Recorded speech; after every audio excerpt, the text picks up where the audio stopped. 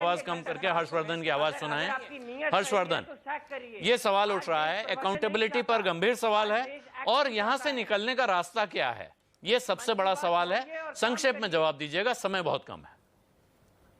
जी बिल्कुल, मैं आलोक जी इसी पे, चूंकि आपने जो सवाल ब्रेक के बाद किया है उसी का जवाब मैं देने की कोशिश करता हूं।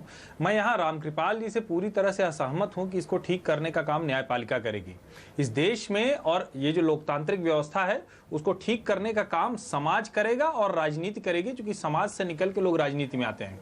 जो अभी का स्ट्रक्चर है और जिस तरह से चीजें बदलती हुई दिख रही हैं, तो मोदी जी का न्यू इंडिया की परिभाषा क्या होगी वो मैं नहीं जानता हूं, लेकिन न्यू इंडिया ज्यादा आंख खुली रख के बात कर रहा है, वो नेताओं पर दबाव बना रहा है और नेताओं को भी ये बहुत अच्छे से पता है। और उसका मैं एक उदाहरण बताता हूं कि वही रामपाल जो इतना ताकतवर था कि जिसके आगे हुड्डा से लेकर सारी सरकारें मत्था टेके खड़ी रहती हैं, एक बार जब वो जेल चला गया तो जंतर मंतर के बगल में चूंकि लगभग रोज गुजरना होता है, वहां उनके भक्त और आसाराम के भक्त आमने सामने बैठे हैं। एक के पास 50 लोग और एक के पास 10 लोग दिया सलाई बत्ती लेकर बैठे रहते हैं। ये इन बाबाओं की असल ताकत है। मुझे लगता है कि राजनेताओं को यह समझना पड़ेगा कि उनकी ताकत जनता से है।